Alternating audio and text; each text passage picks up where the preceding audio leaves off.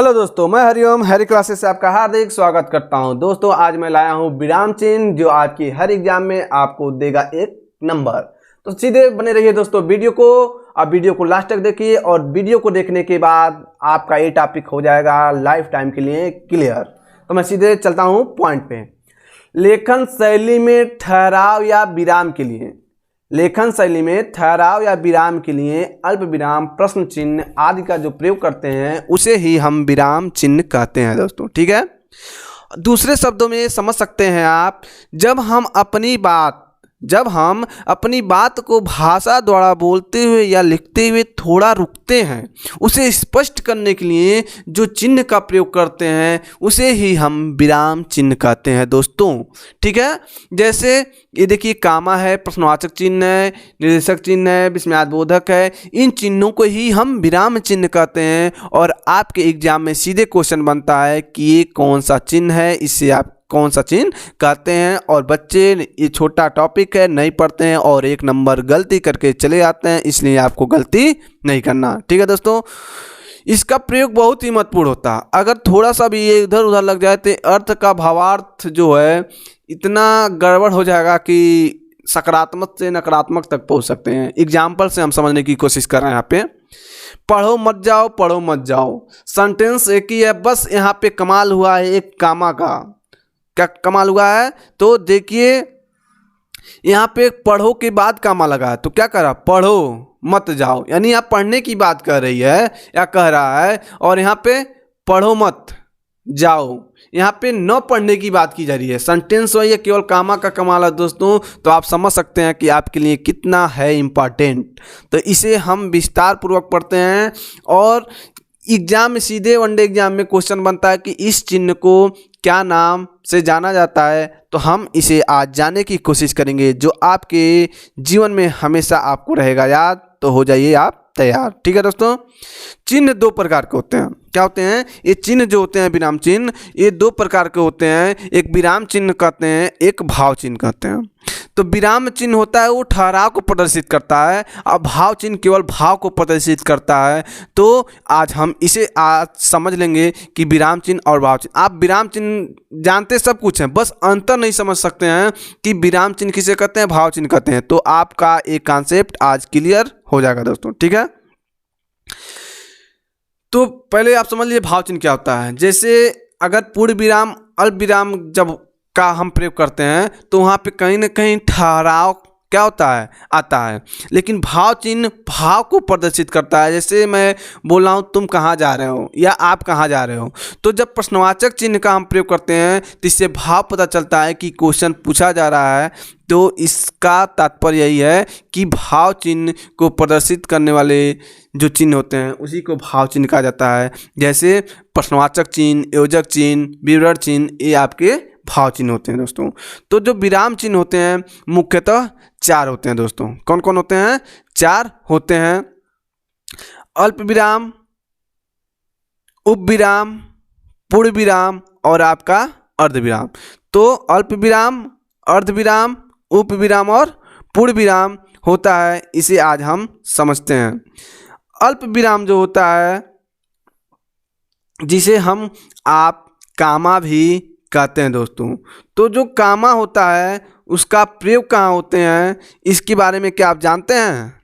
क्या आप इसको जानना ज़रूरी है कि नहीं ज़रूरी है? बताइए तो मैं बताऊं और ना बताऊं। चलिए ठीक है, मैं बता देता हूं कि इसका प्रयोग कहाँ होता है।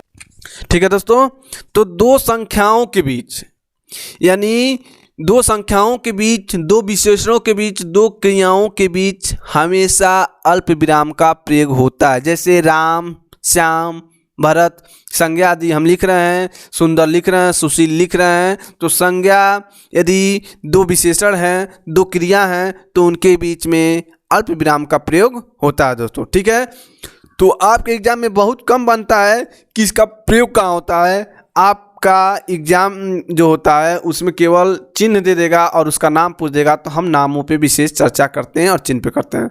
तो ये कामा है, उसे हम अल्प विराम कहेंगे। ये जो इंग्लिश में क्या कहते हैं, कोलन कहते हैं, उसे हम हिंदी में उप विराम कहेंगे। क्या कहेंगे? उप विराम कहेंगे। ठीक है दोस्तों, उप विराम। और ये पूर्ण विराम है। जैसे इंग्लिश में फुल स्टॉप लगाते हैं उसी प्रकार हम हिंदी में पूर्ण विराम का प्रयोग करते हैं। ठीक है दोस्तों, तो ये आपका पूर्ण विराम है। अर्ध विराम, इंग्लिश में इसे हम सेमी कोलन कहते हैं, इसे ही हम हिंदी में अर्ध विराम कहते हैं दोस्तों। ठीक है, तो भाव चिन्ह अब आपके सामने आ गया है, भाव चिन्ह को समझ लीजिए। प्रश्नवाचक चिन्ह, तो प्रश्नवाचक चिन्ह तो आज हम शुरू से ही लगाते आ रहे हैं, तो इसे जानने और जनाने की जरूरत नहीं है। निर्देशक चिन्ह या संयोजक चिन्ह, ये आपका निर्देशक चिन्ह है, इसे हम निर्देशक चिन्ह कहते हैं। आप लोग इसे ध्यान में रख लीजिएगा। एक इससे छोटा होता है, इसे हम योजक चिन्ह कहते हैं, जिसकी चर्चा हम नीचे करेंगे। ठीक है दोस्तों, इसे छोटा कोष्टक कहते हैं, सबको पता होगा। मझोला कोष्टक है, सबको पता होगा। बड़ा कोष्टक है, सबको पता होगा। ठीक है दोस्तों, इसे हम विस्मयादि बोधक कहते हैं। क्या कहते हैं? विस्मयादि बोधक कहते हैं। ठीक है दोस्तों, ए डबल इन्वर्टेड कामा है, ए सिंगल इन्वर्टेड कामा है, इसे हम अवतरण चिन्ह कहते हैं दोस्तों, या उद्धरण चिन्ह भी कहा जाता है। तो ध्यान में रखिएगा, ये क्या है? अवतरण चिन्ह है या उद्धरण चिन्ह भी कभी कभी आपके सामने मिल जाएगा, तो कंफ्यूजन मत रखिएगा। इसे अवतरण चिन्ह भी कहते हैं और उद्धरण चिन्ह भी कहते हैं दोस्तों। ठीक है, ये विवरण चिन्ह है। क्या है? विवरण चिन्ह है। जब हम लिखते हैं क्वेश्चन आंसर को सॉल्व करते हैं तो ऐसे हम मॉडल बना लेते हैं, ऐसे क्या करते हैं, जो भी डिजाइन समझिए कला बना लेते हैं, लेकिन इसका अर्थ नहीं जानते हैं। तो इसका अर्थ आज समझ लीजिए, इस चिन्ह का नाम है विवरण चिन्ह, जिसे आपको जानना चाहिए। ठीक है दोस्तों, ये लाघव चिन्ह होता है दोस्तों। क्या होता है? लाघव चिन्ह होता है, और इसका प्रयोग शॉर्टकट में अधिकतर यूज होता है। तो इसे भी आप समझ जाइए, क्योंकि ये भी एग्जाम में दोस्तों बनता है, और यहाँ से बहुत क्वेश्चन बनता है दोस्तों। ऐसा नहीं है कि एक ही क्वेश्चन बनता है, हर एग्जाम में आपके 1-2 नंबर मिल जाएगा। और इसका प्रयोग जैसे मान लीजिए मैं पंडित लिख रहा हूँ, तो ऐसे जब बिंदी बनाते हैं तो लाघव चिन्ह का प्रयोग होता है दोस्तों। ठीक है, तो मैं आगे चलता हूँ।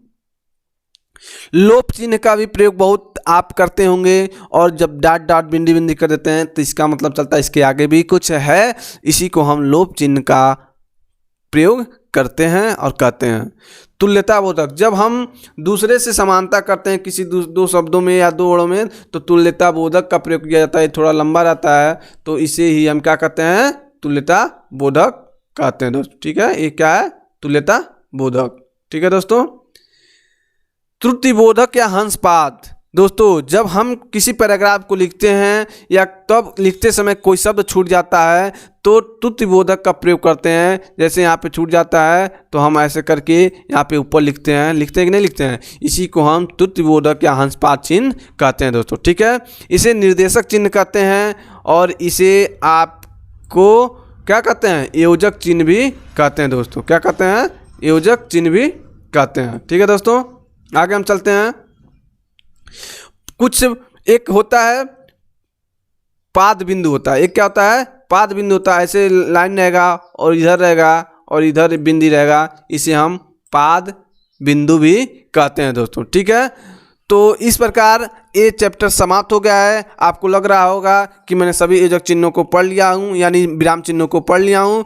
तो वीडियो यदि आपको अच्छा लगा हो तो वीडियो को लाइक करिए, शेयर करिए और चैनल को सब्सक्राइब करिए, और बगल में घंटी के निशान को जरूर प्रेस करिए, जिससे अगली वीडियो का नोटिफिकेशन जल्द ही आपको मिलेगा। और इस हिंदी के पढ़ाने के साथ साथ अब मैं संविधान पढ़ाने का प्रयास कर रहा हूँ कि संविधान आपको ऐसा पढ़ाऊँगा कि आपको अनुच्छेद याद करने में, कॉन्सेप्ट याद करने में, कॉन्सेप्ट क्लियर करने में आपको आसानी से समझ होगा और आप अपनी तैयारी को मजबूत कर सकेंगे दोस्तों।